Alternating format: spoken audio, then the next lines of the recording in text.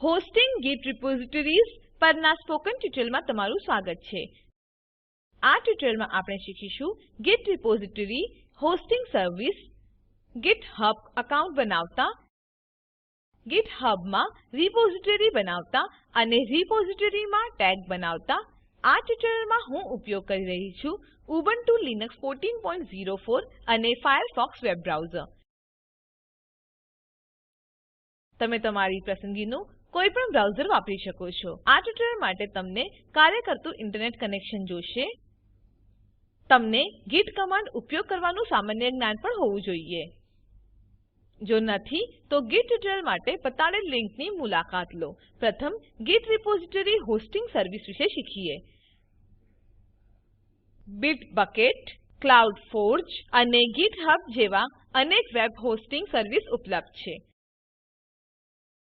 અહીં તમે તમારી ગિટ રિપોઝિટરીઝ વિનામૂલ્યે ઇમ્પોર્ટ કરી શકો છો.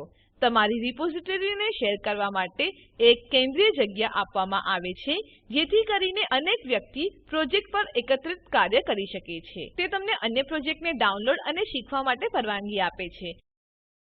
આગળ આપણે જોઈશું કે GitHubનો ઉપયોગ કેમ કરવો. ઓપન સોર્સ સોફ્ટવેર મૂકવા માટે GitHub એ લોકપ્રિય વેબસાઇટ બની ગઈ છે. GitHubમાં તમે ફેરફારને જોવા, ચર્ચા અને રિવ્યુ આ બધું ટીમ સાથે અસરકારક રીતે કાર્ય કરી શકાય છે. GitHubને વાપરવાની પ્રક્રિયા બીજી અન્ય ગિટ હોસ્ટિંગ વેબસાઇટને વાપરવાની જેમ જ છે. પછીથી તમે જાતે જ તેનું અન્વેષણ કરી શકો છો. આગળ આપણે શીખીશું કે GitHubમાં એકાઉન્ટ કેવી રીતે બનાવવો. તમારું વેબ બ્રાઉઝર ખોલો અને www.github.com પર જાઓ. અહીં હોમ પેજ પર રજિસ્ટ્રેશન માટે તમને તમારી વિગતો આપવી પડશે. હું મારા યુઝરનેમ તરીકે ટાઈપ કરીશ priya-spoken અને priyaspoken@gmail.com મારી ઈમેલ આઈડી તરીકે. તમારા પસંદિત યુઝરનેમ અને યોગ્ય ઈમેલ આઈડી ટાઈપ કરો.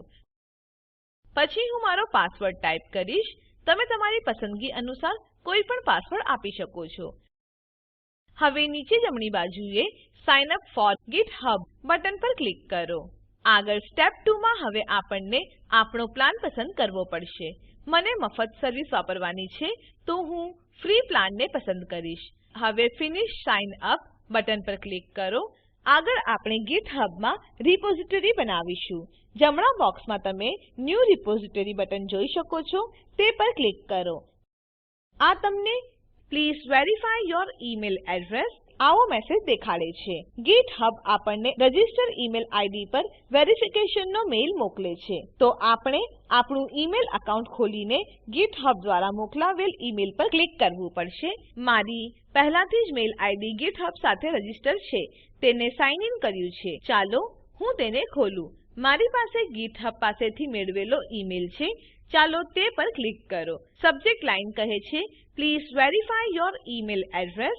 જો આ ઈમેલ તમને તમારા ઇનબોક્સમાંથી નથી મળતો, તો તમારા સ્પેમ અથવા જંક ફોલ્ડર્સમાં જુઓ. હવે વેરિફાય ઇમેઇલ એડ્રેસ બટન પર ક્લિક કરો. આપણે સીધા GitHub હોમ પેજ પર જશું. આ આપણને સૂચવે છે કે આપણે GitHubમાં સફળતાપૂર્વક એકાઉન્ટ બનાવી દીધું છે. GitHubમાં રિપોઝિટરી બનાવવાનો પ્રયાસ કરીશું. હવે જમણી બાજુના બોક્સમાં ન્યૂ રિપોઝિટરી બટન પર ક્લિક કરો. તમે જોઈ શકો છો કે હવે આપણે રિપોઝિટરી બનાવવા માટે સક્ષમ છીએ. રિપોઝિટરી નેમ તરીકે સ્ટોરીઝ ટાઈપ કરો. જો તમને રિપોઝિટરી માટે કોઈ પણ વર્ણન આપવા ઈચ્છો છો, તો આપણે અહીં આપી શકીએ છીએ. આગળ હું પબ્લિક વિકલ્પ પસંદ કરીશ, જે મફત છે. જો આપણે પ્રાઇવેટ વિકલ્પ પસંદ કરીએ છીએ, તો આપણને આપણી રિપોઝિટરી પ્રાઇવેટ રાખવા માટે અમુક ફીસ ચૂકવવી પડશે, જેથી અન્ય યુઝરને આપણી રિપોઝિટરી દેખાશે નહીં અને તે ડાઉનલોડ પણ નહીં કરી શકે. હું પબ્લિક પર ફરીથી ક્લિક કરું. Initialize this repository with a readme checkbox પર ક્લિક કરો. આ રીડમી ફાઇલ બનાવશે. આ ફાઇલમાં તમને કોડને વાપરવાની પરવાનગીની માહિતી અને ઇન્સ્ટોલેશનની સૂચના વિશે લખી શકો છો. બધા સહયોગીઓ આ માટે લાભદાયક રહેશે. જો તમે વર્તમાન રિપોઝિટરીને ઇમ્પોર્ટ કરી રહ્યા છો, તો આ બોક્સ અનચેક્ડ રહેવા જોઈએ. ક્રિએટ રિપોઝિટરી બટન પર ક્લિક કરો. તમે જોઈ શકો છો કે તમારા રિપોઝિટરી નામ સાથે યુઝર નેમ સફળતાપૂર્વક બની ગયું છે. એક વખત રિપોઝિટરી બની જાય છે. તમે નીચે ડાબી બાજુએ રીડમી ફાઇલ લેબલ જોઈ શકો છો. આપણે અમુક માહિતી આ ફાઇલમાં પછીથી લખીશું. મૂળભૂત રીતે આપણે કમિટ એટલે કે ઇનિશિયલ કમિટ, એક બ્રાન્ચ એટલે કે માસ્ટર બ્રાન્ચ અને એક કોન્ટ્રીબ્યુટર જોઈ શકીએ છીએ. તમે દરેક લિંક પર ક્લિક કરીને તેનું અન્વેષણ કરી શકો છો. ચાલો આ રિપોઝિટરીમાં કાર્ય કરવાની શરૂઆત કરીએ. આપણે આપણી રિપોઝિટરીમાં ફાઇલ ઉમેરવાથી શરૂઆત કરીશું. મિડલ પેનલમાં ન્યૂ ફાઇલ બટન પર ક્લિક કરો. ફાઇલ બનાવવા માટે નવું ફોર્મ ખુલે છે. અહીં હું ફાઇલ નામ kidsstory.html આપીશ. જે રાઈટર ડોક્યુમેન્ટ મેં પહેલા બનાવ્યું હતું તેમાંથી અમુક કોડને કોપી અને પેસ્ટ કરીશ. એ જ રીતે તમે તમારી ફાઇલમાં અમુક કન્ટેન્ટ ઉમેરી શકો છો. ચાલો હવે આ નવી ફાઇલને કમિટ કરીએ. કમિટ મેસેજ આપવા માટે નીચે સ્ક્રોલ કરો. અહીં કમિટ મેસેજ ફિલ્ડમાં તમે મૂળભૂત મેસેજ ક્રિએટ kidsstory.html જોઈ શકો છો. તમે મૂળભૂત મેસેજ રાખી શકો છો અથવા નવો મેસેજ ટાઈપ કરી શકો છો. હું મૂળભૂત મેસેજ જ રહેવા દઈશ. અહીં આગળના ફિલ્ડમાં કમિટનું વિસ્તૃત વર્ણન તમે આપી શકો છો. તો હવે આપણે ટાઈપ કરીશું added first file of the repository. મૂળભૂત રીતે આપણે માસ્ટર બ્રાન્ચને કમિટ કરીએ છીએ. હવે કમિટ ન્યૂ ફાઇલ બટન પર ક્લિક કરો. આપણી નવી ફાઇલ kidsstory.html રિપોઝિટરીમાં ઉમેરાઈ છે. નોંધ લો કે કમિટ નંબર હવે વધીને 2 થયા છે. ચાલો તે પર ક્લિક કરો. હવે તમે કમિટ મેસેજના આગળ 3 ડોટ જોઈ શકો છો. ચાલો હું તે પર ક્લિક કરું. આ કમિટનું વર્ણન દેખાડે છે. આપણે કમિટમાં શું કર્યું છે તે જાણવા માટે ચોક્કસ કમિટ મેસેજ પર ક્લિક કરો. હવે તમે કમિટની વિગતો જોઈ શકો છો. ચાલો કમિટ લિસ્ટ પર પાછા જઈએ. તે માટે બ્રાઉઝરના ઉપરની બાજુએ ડાબા ખૂણા પર ડાબા એરો બટન પર ક્લિક કરો. જમણી બાજુએ તમે કમિટની હેશ વેલ્યુ જોઈ શકો છો. રિપોઝિટરી પર પાછા આવવા માટે જમણા ખૂણા પર કોડ ટેબ પર ક્લિક કરો. આગળ ચાલો હું દેખાડું GitHub માં નવું બ્રાન્ચ કેવી રીતે બનાવવું. ડાબી બાજુએ તમે બ્રાન્ચ નામક ડ્રોપ ડાઉન યાદી જોઈ શકો છો. નવું બ્રાન્ચ બનાવવા માટે તે પર ક્લિક કરો. તમે જોઈ શકો છો કે પોપઅપ વિન્ડો ખુલે છે. પોપઅપ વિન્ડોમાં તમે find or create a branch field તમે જોઈ શકો છો. હું નવા બ્રાન્ચ નામ તરીકે ટાઈપ કરીશ ન્યૂ ચેપ્ટર અને એન્ટર દબાવો. તમે જોઈ શકો છો કે ન્યૂ ચેપ્ટર બ્રાન્ચ બની ગયું છે અને આ આપણું વર્તમાન બ્રાન્ચ છે. આગળ બ્રાન્ચિંગ પ્રોસેસને વધુ સારી રીતે સમજવા માટે ન્યૂ ચેપ્ટર બ્રાન્ચમાં આપણે કમિટ બનાવીશું. પ્રદર્શનના હેતુથી આપણે kidsstory.html ફાઇલમાં અમુક ફેરફાર કરીએ. રિપોઝિટરી kidsstory.html ફાઇલ ખોલવા માટે તે પર ક્લિક કરો. એડિટર પેનલના જમણી બાજુએ ઉપર તમે એડિટ આઇકન જોઈ શકો છો. આ ફાઇલને એડિટ કરવા માટે તે પર ક્લિક કરો. હું અહીં અમુક લાઈનો ઉમેરીશ જે મારા રાઈટર ડોક્યુમેન્ટમાંથી કોપી કરી છે. તે જ રીતે તમે કરી શકો છો. હવે આપણે આ ફેરફારને કમિટ કરીશું. હું મૂળભૂત કમિટ મેસેજને જેમ છે તેમ જ રહેવા દઈશ. હવે ન્યૂ ચેપ્ટર બ્રાન્ચને તમે જોઈ શકો છો જ્યાં તે કમિટ થયું હતું. કમિટ કરવા માટે કમિટ ચેન્જીસ બટન પર ક્લિક કરો.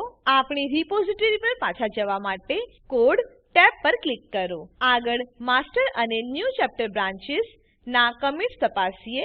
કમિટ્સ લિંક પર ક્લિક કરો. અહીં બ્રાન્ચ ડ્રોપ ડાઉનમાં આપણને જે જોવું છે તે બ્રાન્ચ નેમ પસંદ કરો. હું યાદીમાં માસ્ટર બ્રાન્ચ પસંદ કરીશ. એક વખત પસંદ કર્યા પછીથી માસ્ટર બ્રાન્ચનું કમિટ્સ યાદી દેખાશે. ન્યૂ ચેપ્ટર બ્રાન્ચનું કમિટ્સ જોવા માટે આપણે બ્રાન્ચ ડ્રોપ ડાઉનમાંથી ન્યૂ ચેપ્ટર પસંદ કરીશું. હવે તમે ન્યૂ ચેપ્ટર બ્રાન્ચનું કમિટ્સ જોઈ શકો છો. ચાલો રિપોઝિટરીમાં પાછું જવા માટે કોડ ટેબ પર ક્લિક કરો. ચાલો GitHub માં ટેગ કેવી રીતે બનાવવું તે જોઈએ. આપણને પહેલાથી જ ખબર છે કે ટેગિંગનો ઉપયોગ મહત્વનું કમિટ સ્ટેજ મદદ કરવા માટે થાય છે. ઉદાહરણ તરીકે મને kidsstory.html ફાઇલ ઉમેર્યા પછીથી માસ્ટર બ્રાન્ચમાં ટેગ બનાવવું છે. ટેગ બનાવવા માટે પ્રથમ રિલીઝિસ લિંક પર ક્લિક કરો. Create a new release button પર ક્લિક કરો. એક નવું ફોર્મ ખુલે છે. ટેગ વર્ઝન બોક્સમાં ટાઈપ કરો v1.0 રિલીઝ ટાઇટલ બોક્સમાં ટાઈપ કરો વર્ઝન 1. રાઇટ બોક્સમાં આપણે આપણા ટેગનું વર્ણન આપી શકીએ છીએ. હું ટાઈપ કરીશ ધીસ ઇઝ ધ વર્ઝન 1. હવે પબ્લિશ રિલીઝ બટન પર ક્લિક કરો. અહીં ડાબી બાજુએ તમે લેટેસ્ટ કમિટનું હેશ વેલ્યુ જોઈ શકો છો. આપણને પહેલાથી જ ખબર છે કે મૂળભૂત રીતે લેટેસ્ટ કમિટ માટે ટેગ બનાવવામાં આવશે. આ સાથે આપણે ટ્યુટોરીયલના અંતમાં આવ્યા છીએ. ચાલો સારાંશ લઈએ. આ ટ્યુટોરીયલમાં આપણે શીખ્યા ઓનલાઈન ગિટ હોસ્ટિંગ સર્વિસનું મહત્વ, GitHub એકાઉન્ટ બનાવવું, GitHub માં રિપોઝિટરી બનાવતા અને રિપોઝિટરીમાં ટેગ બનાવતા. અસાઇનમેન્ટ તરીકે GitHub માં રિપોઝિટરી બનાવો, રિપોઝિટરીમાં અમુક ફાઈલો ઉમેરો, ફાઈલમાં અમુક ફેરફાર કરો અને અમુક કમિટ્સ કરો, તેમજ રિપોઝિટરીમાં બ્રાન્ચીસ અને ટેગ બનાવો. આપેલ લિંક પર ઉપલબ્ધ વિડીયો નિહાળો. તે સ્પોકન ટ્યુટોરીયલ પ્રોજેક્ટ માટે સારાંશ આપે છે. તેને ડાઉનલોડ કરી તમે જોઈ શકો છો. Spoken tutorial project team spoken ટ્યુટોરીયલના ઉપયોગથી વર્કશોપનું આયોજન કરે છે. જેઓ ઓનલાઈન પરીક્ષા પાસ કરે છે તેઓને પ્રમાણપત્રો આપે છે. વધુ વિગતો માટે અમને લખો. સ્પોકન ટ્યુટોરીયલ પ્રોજેક્ટને એનએમઈઆઈસીટી એમએચઆરડી ભારત સરકાર દ્વારા ફાળો આપવામાં આવ્યો છે. આ મિશન પર વધુ માહિતી આપેલ લિંક પર ઉપલબ્ધ છે. આઈઆઈટી બોમ્બે તરફથી ભાષાંતર અને રેકોર્ડિંગ કરનાર હું જ્યોતિ સોલંકી વિદાય લઉં છું. જોડાવા બદ્દલ આભાર.